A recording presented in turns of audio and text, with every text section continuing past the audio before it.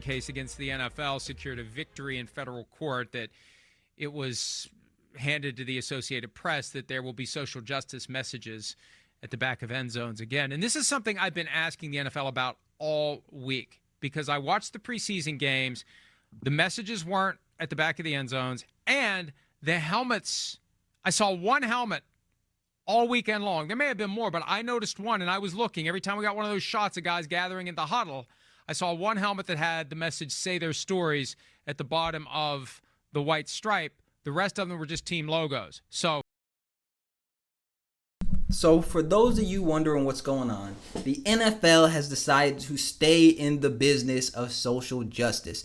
Now, if you haven't been hiding under a rock over the last 10 years, you've known that the whole Colin Kaepernick thing happened, where he was kneeling on the field, and then that started a broader conversation about social justice and police brutality. And then we went through the whole thing where he wanted to play and didn't want to play and all this stuff. But essentially, this was when you really start to see large corporations start to jump in and do the DEI. They started to push the social justice stuff and really try to ride the wave of not wanting to look like a racist corporation that was really just doing stuff for profit.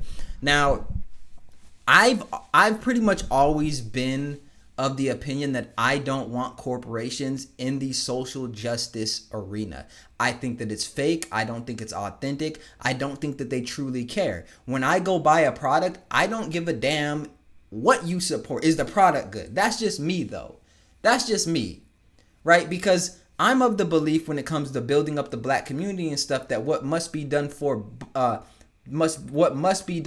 black people has to be done by black people. And so we don't really have an infrastructure within the black community where we can go spend the black dollar right now. And so we have to go to other communities to shop and get our goods and things like that, and get the services that we truly need many of the times. And so I'm cool with that. What I'm not cool with is these corporations like the NFL or Target or these other places, just to name a few, I'm not picking on anybody, pretending like they truly care about social justice and black people. What it is that the NFL is a majority black, let's be real.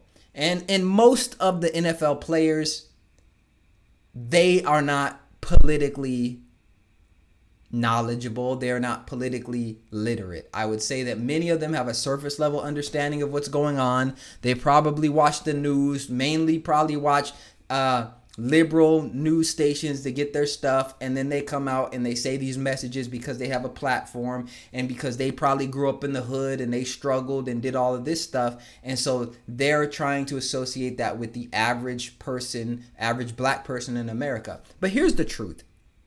Here's the God's honest truth when it comes to being black in America. Okay? And I'm just gonna keep it, I'm gonna keep it real.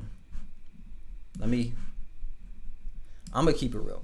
The God's honest truth when it comes to being black as America is there is more opportunity than there has ever been in this country and around the world for you to succeed. We have the internet. We have ChatGPT now. ChatGPT 5 just launched. There are more opportunities for black people than have ever existed within the United States. But the problem is that they think we need a stencil on a field to feel heard. They think we need a stencil on the field to make it about progress, and we need this in order for progress, and we need voices to speak out. You know what you need to speak out against? Your own laziness. You need to look yourself in the mirror and speak out against your own laziness every day. You need to speak out against the fact that you're eating salt so much that you're getting high blood pressure in your 30s and 40s, and you're getting heart disease, and you're smoking cigarettes, and you're doing all these unhealthy things, and you blaming white people for the fact that you overweight and have diabetes, or the fact that you're not doing what you need to do to progress in your job. That's what you need to speak out against.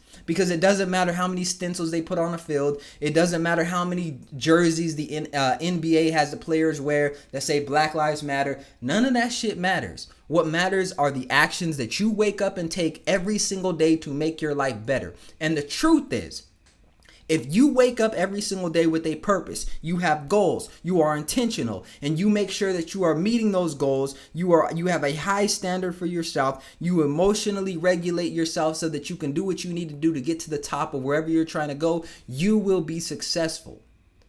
But you have to have purpose, you need to set goals, and you need to make sure that you are not blaming white people, Mexican people, and other groups of people for your downfalls. When you go to work and you don't get that raise, your first thought should not be, it's because I'm black. And if that is your first thought, your first action should be to work harder. Figure out where it went wrong. Figure out what you do need to do to succeed. That should be your first action. If you're applying for jobs and you don't get a job, your first action should not be to throw your hands up and say racism when there are 500 other applicants. That should not be your response. Your first response should always be, how can I take more accountability? And what the NFL is doing is they're trying to do what the rap game did. They're trying to profit off of black pain and black struggle. They understand that the NFL players are not politically literate. They understand that they have to cater to that ignorance and that stupidity. And I'm not saying there's not police brutality, and I'm not saying that things can't be improved, but what I am saying is that when you make such a big fuss about it and you make it seem like you truly care and you're this organization, and because you did the Super Bowl show with Kendrick Lamar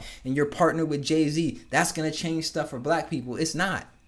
It's not going to change it. Guess why? Because we understand that football is entertainment. We understand that many of these black boys' futures are thrown away because they want to be involved in football and they want to have the dream that they're going to go to the NFL and that sports is the only way out. We understand that many of them go to college and they have scholarships, but they're not interested in the education because they got to be to practice at 5 a.m. and go practice twice a day, and they don't want to give up, and they believe that the only way they're going to make it out of their situation is through sports and entertainment.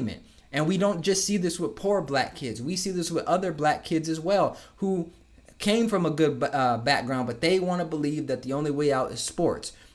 So no, I don't think it's a good idea for you to keep pushing social justice narratives on the NFL field. I don't even watch football. But guess what? When I see those things on the NBA court, which I do, when I see them on the NFL field, when I do, I think the same thing every single time.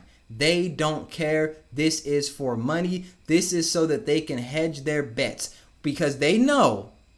See, the NFL isn't stupid. They know within the next couple years there's going to be a police shooting, and then black people going to act up and burn a city and riot. And guess who's going to be in the scope? The NFL. They're going to be involved in the conversation. So they're doing what they need to do in the downtime to make sure that they're covered when we do start seeing an uptick in the media covering these black narratives and these black stories about black people getting shot by the police and killed by the police. Even though we won't hear about black on black crime, we won't hear about the fact that people are doing things in higher rates and committing crimes and stuff. We won't hear about that stuff. We won't hear about anything where it involves self-accountability. What we'll get is a stencil in the end zone so that they can market and profit off of black struggle and black pain, so that they can recruit the next generation of black kids who are also identifying with this black struggle that many of them have never been a part of, so that they can keep on recruiting and keep that engine going. They understand all of this. So that's my long-winded explanation to say I think this is ridiculous. I think they need to stop putting these black social justice things on the fields and on the court. And I think if you really want to have a deeper conversation about these things, you need to let it be had off the field, off the court, right?